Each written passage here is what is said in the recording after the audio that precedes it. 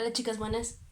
Tuve un problema hace rato con el internet, entonces lo que voy a hacer es que me voy a grabar explicándoles el tema y ya ustedes lo pueden ver cuantas veces quieran. Bueno, el tema de hoy es clasificación de los ingresos del Estado. No habíamos terminado el tema, nos habíamos quedado como a la mitad, pero trataré de explicarlo lo más rápido posible para que quede todo en un solo video y si no, bueno, les pasaré el link para que ustedes lo chequen. Bueno, ya habíamos hablado de la importancia del tema en virtud de que a veces creemos que solamente con las contribuciones que surgen de los sujetos obligados, como somos los ciudadanos, son suficientes para cubrir el gasto público. Sin embargo, esto no es tan cierto en virtud de que en la realidad a veces se utilizan otro tipo de ingresos como son los ingresos financieros. Entonces vamos a establecer primero una diferenciación. ¿Cuál es esta diferencia? Los ingresos del Estado se clasifican en dos: ingresos tributarios e ingresos financieros. Los ingresos tributarios son aquellos que derivan de aportaciones económicas efectuadas por los ciudadanos en proporción a sus ingresos, utilidades o rendimientos, ¿no? Esto es todo lo que tiene que ver con impuestos, derechos, aportaciones de seguridad social, contribuciones de mejoras y sus accesorios. En cambio, los ingresos financieros son todos aquellos que provienen de otras cuestiones menos de los ingresos de los ciudadanos, como pueden ser, por ejemplo, los préstamos o empréstitos, la emisión de moneda, los bonos de deuda pública, etcétera. Bueno, yo aquí en el cuadro esquemático les pongo cuáles son los ingresos que entran en cada uno de la clasificación, cuáles son los tributarios y cuáles son los financieros. Recuerden que estas diapositivas las tienen ustedes en la plataforma de Edmodo. Bueno, rápidamente me voy mencionando solamente los tributarios. Ya habíamos hablado que son los impuestos, ¿no? Estos son los que precisamente marca el Código Fiscal de la Federación, como las contribuciones establecidas en ley que deben pagar las personas físicas y morales que se encuentran en la situación jurídica de hecho prevista por la misma, ¿no? El impuesto sobre la renta, el impuesto al valor agregado, el impuesto predial, etcétera. Luego, las aportaciones de seguridad social, menciona el mismo Código Fiscal de la Federación, son las contribuciones establecidas en ley a cargo de personas que son sustituidas por el Estado en el cumplimiento de obligaciones fijadas por ley en materia de seguridad social o a las personas que se beneficien en forma especial por servicios de seguridad social proporcionados por el mismo Estado. Recuerden que las aportaciones se dan en manera tripartita, es decir, una parte corresponde al patrón, una parte al Estado y una parte al trabajador. Esas son las aportaciones de seguridad social. Luego los derechos mencionan, se engloban un conjunto de pagos que deben efectuarse tanto al fisco federal como a los fiscos estatales y municipales, y precisamente es para tener derecho a recibir determinados servicios públicos, como el suministro de agua potable, las inscripciones en los registros públicos de la propiedad y del comercio, uso de autopistas y puentes, registro de patentes y marcas, etcétera. Son todas las que derivan del uso o aprovechamiento de los bienes de dominio público del Estado. Las contribuciones especiales o contribuciones de mejoras, también llamadas, son las mismas. Son, según la definición de Luigi Einaudi, la compensación con carácter obligatorio al ente público con ocasión de una obra realizada por él con fines de utilidad pública, pero que proporciona también ventajas especiales a los particulares propietarios de bienes inmuebles. Y la definición que viene en el Código Fiscal de la Federación son las establecidas en ley a cargo de las personas físicas y morales que se beneficien de manera directa por obras públicas. Ya habíamos hablado que, por ejemplo, si mi casa se beneficia ya sea con el pavimento o con algún alcantarillado, qué sé yo, entonces yo estoy en la hipótesis de esa contribución de mejora porque se mejoró y eso hace que aumente el precio, por ejemplo, de mi propiedad. Luego, los tributos o contribuciones accesorias destacan de manera especial las multas impuestas por infracción a leyes fiscales y administrativas y los recargos cobrados por el pago extemporáneo de créditos fiscales. Se llaman accesorios precisamente porque son accesorios a las demás contribuciones. Es decir, el ejemplo más claro es que si yo pago un impuesto extemporáneamente, es decir, ya se me pasó el tiempo en el que yo debo cubrir ese pago del impuesto, yo ya no solamente pago lo que debería haber pagado en tiempo, sino que además pago un recargo precisamente que fue el pago extemporáneo, es decir, yo pago este recargo porque lo pagué fuera de tiempo. Entonces, ese recargo o ese pago extemporáneo es la contribución accesoria, ¿no? Precisamente porque el principal sería el impuesto y lo accesorio sería el recargo que estoy pagando por pagarlo fuera de tiempo. Ahora vamos a hablar de los ingresos financieros. Menciona el autor Adolfo Arrioja Vizcaíno: por ingresos financieros debemos entender todos aquellos que provienen de las diversas fuentes de financiamiento a las que el Estado se ve precisado a recurrir, en adición a las prestaciones fiscales recibidas de los contribuyentes para integrar el presupuesto nacional. Ojo aquí, dice, son todas las fuentes de financiamiento a las que el Estado se ve precisado a recurrir, además o en adición de las que son recibidas por los contribuyentes. Entonces, todos los ingresos financieros son todos aquellos que no vienen o que no son derivadas de los contribuyentes, sino que son las que busca el Estado para poder financiar la deuda pública. Vamos a ver que son varios y el primero que vamos a ver dentro de esta clasificación son los empréstitos.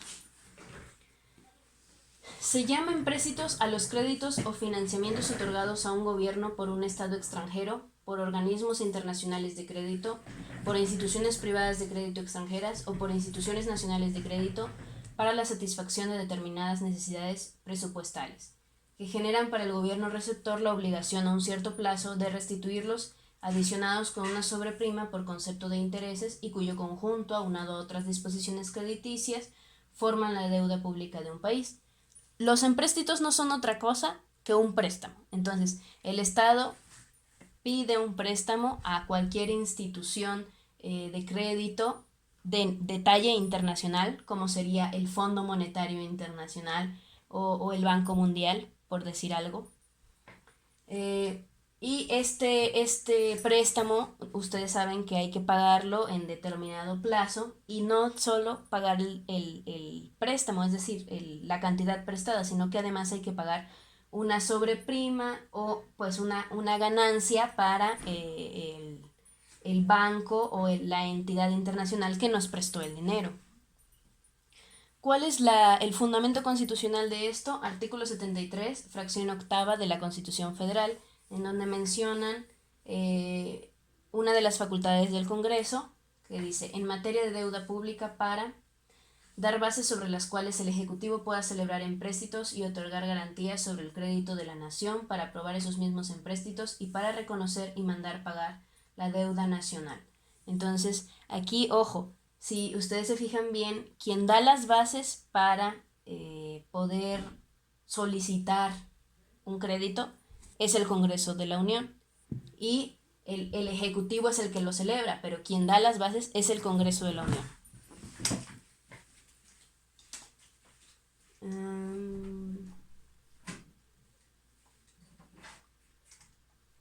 El segundo de estos ingresos financieros del Estado es la emisión de moneda. Mencionan aquí, siguiendo los lineamientos más elementales de la economía política, nos encontramos con que corresponde al Estado la función de emitir moneda a través de su Banco Central.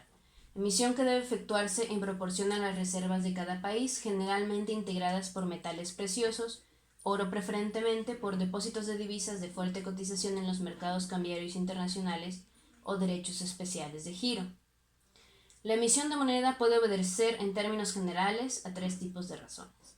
Bueno, esta emisión de moneda tiene que ver con las reservas económicas que tenemos nosotros como Estado. Es decir, recuerden que el dinero no es otra cosa que un documento o un objeto que representa un valor. O sea, el dinero por sí solo podríamos decir que no tiene un valor. Nosotros se lo otorgamos en virtud de que el Estado tenga la riqueza o no para respaldar ese documento. Entonces, la emisión de moneda va a ser ingreso del Estado únicamente en el punto 3 de la diapositiva. Les leo. La conveniencia de reflejar un aumento de las reservas monetarias como consecuencia de un periodo de expansión económica. Solamente cuando hay expansión económica podemos decir que la emisión de moneda es un ingreso financiero, porque el imprimir, el emitir la moneda, ¿no?, trae como consecuencia que exista circulante. Entonces, esta moneda va a estar respaldada precisamente por la riqueza del Estado. Pero ¿qué pasa cuando se emite moneda y el Estado no tiene la capacidad de solventar esa emisión de moneda? Pues lo que pasa es que se empieza a abaratar la moneda, la emisión, y entonces en lugar de ser un ingreso, pues se empieza a lo que se conoce como devaluación de la moneda, porque hay una riqueza que no está respaldada, simple y sencillamente se siguen emitiendo, generando dinero, ¿no? Pero este dinero no está respaldado con la riqueza del Estado. Entonces, ahí es la cuestión. Solamente si hay, vamos a decir, mucha riqueza o un tiempo de expansión económica, entonces es cuando la emisión de moneda tiene o se puede ver como un ingreso del Estado.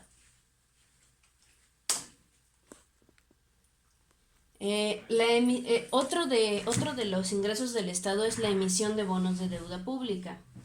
Menciona Adolfo Arrioja Vizcaíno. Son instrumentos negociables que el Estado coloca entre el gran público inversionista, recibiendo a cambio un cierto precio y asumiendo como contraprestación obligaciones de reembolsar su importe, más una prima o sobreprecio en un plazo determinado, y de garantizar la propia emisión con sus reservas monetarias o con los futuros rendimientos de la explotación de los recursos naturales que por mandato constitucional están bajo su dominio directo. Estos bonos son otra manera de decir o otra manera de ver un préstamo. Entonces, nosotros colocamos los bonos como títulos, ¿no?, como títulos de crédito entre el público.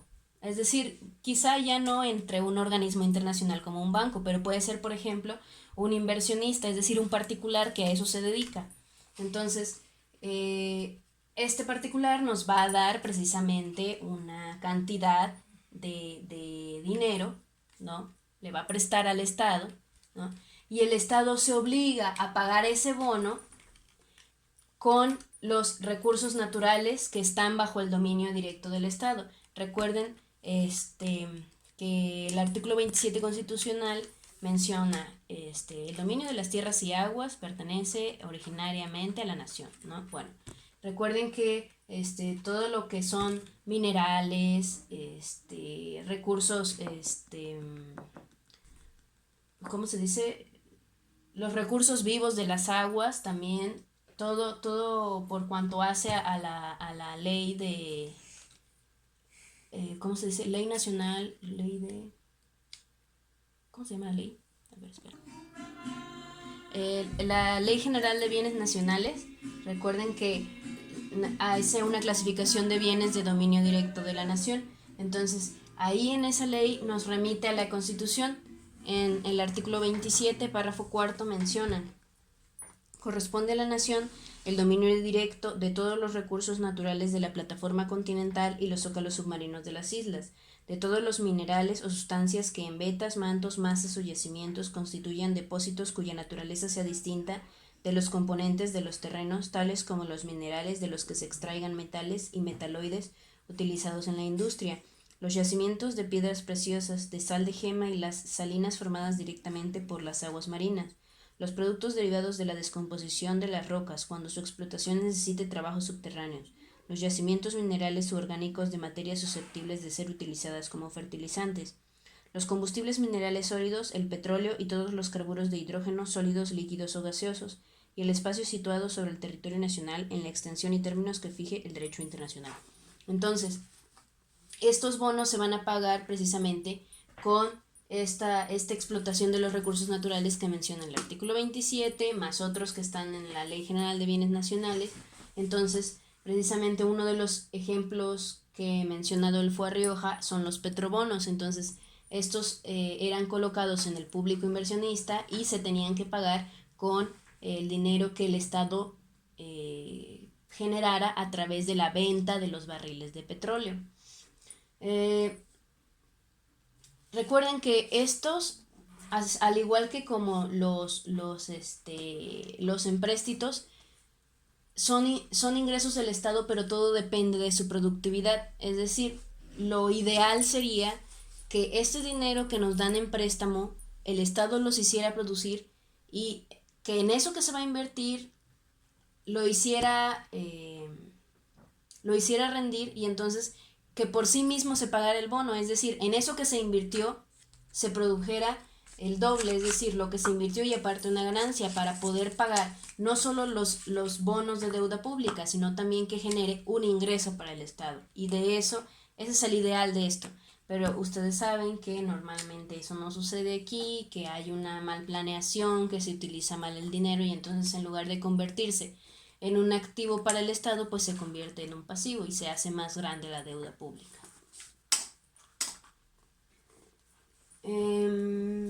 La amortización y conversión de la deuda pública. Este es otro de los integrantes, otro de los elementos que integran los ingresos financieros. Menciona Adolfo Rioja. Por amortización entendemos el pago oportuno y a su vencimiento de las exhibiciones correspondientes a capital e intereses estipuladas en los empréstitos y bonos contratados y emitidos por el Estado, en tanto que la conversión implica el pago anticipado de la totalidad o parte de las obligaciones económicas que componen la deuda pública. Entonces, menciona también, ambos casos está en presencia de ingresos financieros para el Estado, pues la amortización permite ir cancelando pasivos que al disminuir el monto global de la deuda aumentan la capacidad de crédito y fortalecen la confiabilidad en las posibilidades de pago puntual por parte del gobierno deudor, en tanto que la conversión no solo permite la cancelación de pasivos, sino que al consistir en un pago anticipado reduce efectivamente el impacto de la deuda, puesto que impide el cobro de los intereses que se devengarían de sujetarse a los plazos inicialmente pactados. Esto es, en palabras más simples, la amortización es pagar en el tiempo límite o en los plazos estipulados en los contratos de deuda, ¿no? O de préstamo. Entonces, si yo pago a tiempo, estamos hablando que se empiezan a cancelar, o vamos a decir a cancelar o a borrar todos estos pasivos que tenemos, precisamente porque si hay una deuda pendiente y la pagamos, entonces ya esa deuda ya no está en números rojos, sino que ya nos quedamos en ceros. Recuerden, estar en ceros es mejor que estar en números rojos, entonces por eso. Y la conversión de la deuda es pagar incluso anticipadamente, ya no en el plazo establecido, sino antes. Entonces, pagar antes conlleva a que pues ya no se van a generar estos ¿cómo se les dice? Intereses, ¿no? Y entonces al no generar los intereses, pues ya no estamos gastando tanto dinero. Entonces también eso, claro que aumenta la capacidad económica del Estado, porque ahora el Estado, al pagar anticipadamente, pues tiene como una especie de aumento en las posibilidades de un nuevo crédito, ¿no? Otro de los ingresos financieros son las moratorias y renegociaciones. Menciona Adolfo Arrioja. Dentro del complejo proceso de administración de la deuda pública destacan dos procedimientos, no siempre aconsejables, pero a los que se recurre con cierta frecuencia con el objeto de ganar tiempo para que los empréstitos contratados alcancen a generar rendimientos productivos que permitan tanto una amortización más desahogada como la obtención de algún superávit presupuestario. Dichos procedimientos son los que se conocen como moratorias y renegociaciones. Las primeras, es decir, las moratorias, consisten en ciertas ampliaciones de los plazos inicialmente convenidos para el pago de las exhibiciones correspondientes a capital e intereses, en tanto que las segundas implican un replanteamiento total de la operación de que se trate, no solamente en lo tocante a capital de intereses, sino también a los aspectos relacionados con garantías, programas de inversión, vigilancia de la correcta aplicación de los fondos suministrados, etc. Es decir, mientras las moratorias atienden exclusivamente a las condiciones de pago, las renegociaciones se refieren globalmente a las estipulaciones generales de un préstamo. Es decir, estas moratorias y renegociaciones, vamos a decir que también son accesorias a los préstamos que ya hablamos en un primer momento. Una vez que nosotros tenemos vigente este préstamo, lo tenemos que pagar en cierto tiempo, pero hay veces en las que no podemos pagar en el plazo estipulado. ¿Y qué hacemos? Pues pactamos un plazo más largo, es decir, ¿sabes qué? Mira, te debo este dinero, pero justo en este momento no te puedo pagar. ¿Qué te parece si te lo pago no ahorita, sino de aquí a 2 años o de aquí a 5 años? ¿No? Y la persona, o ya sea el inversionista o el banco, organismo internacional que me está prestando el dinero, acepta y me dice, está bien, vamos a pactar que sean dentro de tanto tiempo, obviamente voy a seguir generando intereses, pero bueno, pues ya me van a alargar el plazo. ¿Y esto en dónde se ve el ingreso? Bueno, lo ideal sería que este tiempo de alargar el plazo, yo estoy invirtiendo el dinero que me prestaron, entonces lo ideal sería que ese dinero invertido estuviera generando, y quizás si ahorita no tengo para pagar, quizá en 5 años sí, porque no sé, por poner un ejemplo, ¿no? El precio del petróleo subió y entonces estas exportaciones que yo estoy haciendo, ¿no? Me van a generar un rendimiento mayor, y entonces quizá dentro de 5 años ya les pueda pagar. Entonces ahí está el ingreso. Luego, las renegociaciones, ¿no? Dijimos que es otra cosa de, como la misma palabra lo indica, ¿no? Volver a negociar. Entonces, renegociación es volver a negociar la deuda. Ahora, fíjate que ya quizá no te puedo pagar ahora, pero vamos a renegociar la deuda. Quizá, no sé, te pago, ¿qué te gusta? 4/5 partes de la deuda. No sé, me aguantas un tiempo más amplio en la última parte, o quieres que te dé como garantía alguna otra cosa, algún bono, no sé. En la renegociación tú vuelves a estipular la deuda, vamos a decir, desde cero, ¿no? Desde lo que se pactó por primera vez, vamos a ver la manera de volver a pactar, pero ya en una situación diferente, ¿no? Quizá yo tengo problemas, no sé, económicos en ese momento y no te puedo pagar, y entonces te digo, ¿por qué no tú, persona que no necesitas, ¿no? O que te encuentras bien económicamente, ¿no? Me puedes, no sé, recortar quizá un plazo o un periodo, o quizá una parte de la deuda, para que yo sea capaz de pagarte, y ahora ya no nada más te voy a pagar una parte, sino si quieres podemos, no sé, aumentar los plazos en los que yo te tendría que pagar, pero quizá la otra persona me diga, sí, pero vamos a aumentar intereses, y yo te digo, bueno, ok, aumentamos intereses, pero tú me vas no sé, reducir quizá 1/4 parte de la deuda o 1/5 parte de la deuda, aunque se suban los intereses. Esa es una renegociación de la deuda. Ok.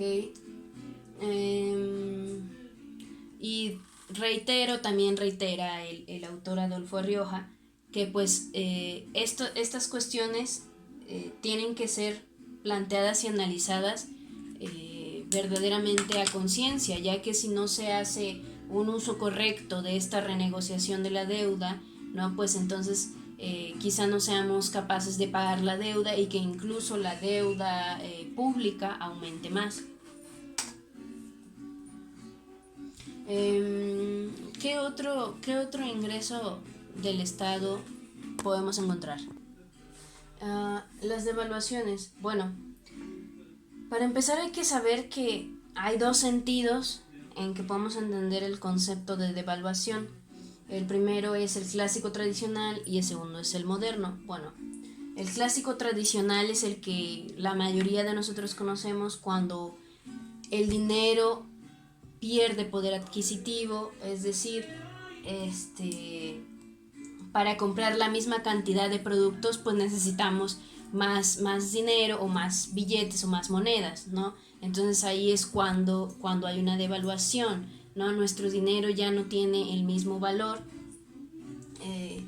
En cambio, en la devaluación en sentido moderno, solamente es cuando hay un estado o un país que tiene una gran cantidad de riqueza y que incluso está pasando por una expansión económica, es decir, tiene mucho poder o mucha riqueza, y entonces se puede dar el lujo de devaluar la moneda para poder volver a ser competitivo en los mercados internacionales. Les explico con un ejemplo. Eh, Repito que nosotros no podemos estar emitiendo monedas si nosotros no tenemos una riqueza, el Estado no tiene una riqueza que respalde esa emisión de monedas. Entonces, si tenemos la misma riqueza, pero ahora tratamos de este libro, ¿no? Imagínense que este es un libro y está representado como la riqueza del Estado, ¿no? Este libro yo le voy a poner, no sé, un valor de 100 pesos, por decir algo, ¿no?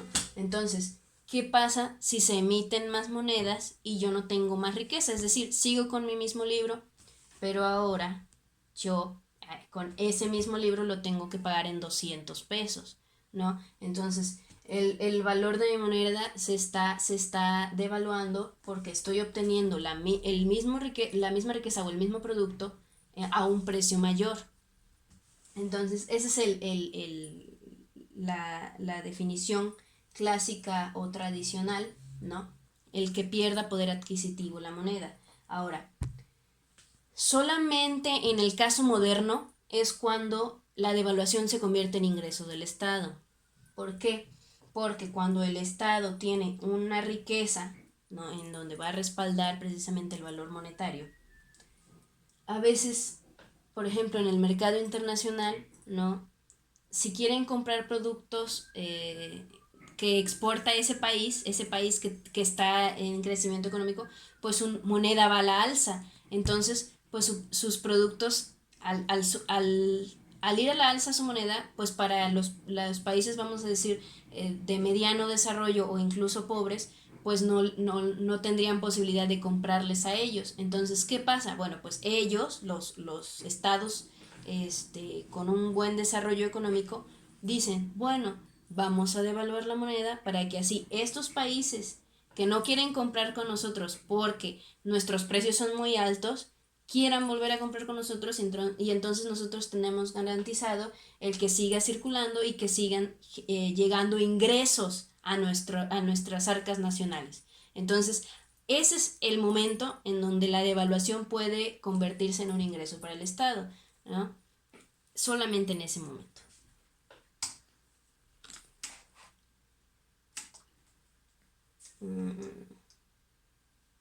Ok. Otro ingreso del Estado. La revaluación.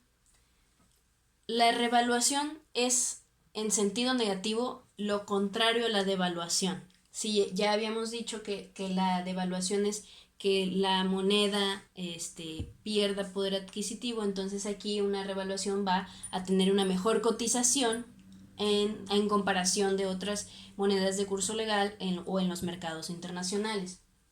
Menciona Adolfo Arrioja Vizcaíno. Es un incremento de la paridad cambiaria de una moneda en su cotización en los mercados internacionales. Es evidentemente una fuente privilegiada de ingresos financieros desde el momento en que amplía el crédito público y la capacidad de endeudamiento externo hasta los máximos niveles posibles, abarata considerablemente las importaciones y genera márgenes de utilidad en los intercambios monetarios con otras divisas, ¿no? Entonces, cuando hay una revaluación, nuestra moneda adquiere un incremento, entonces va como consecuencia a traer ingresos del Estado en ¿Dónde va a estar el ingreso? Bueno, como hay un ingreso en la moneda, también hay un ingreso en la riqueza, ¿no? Porque no es nuestro producto o nuestra capacidad económica aumenta, entonces también pueden aumentar las posibilidades de créditos, ¿no? O lo que se conoce como el ¿cómo se dice? No, tenemos un buen historial crediticio. Ese era el concepto que se me estaba pasando. Bueno, espero que vayamos bien hasta aquí. Me voy a quedar hasta aquí. Ajá. Sí, productos y derechos lo vemos el día viernes para terminar con el tema. ¿Ok? Bueno, agradezco su atención.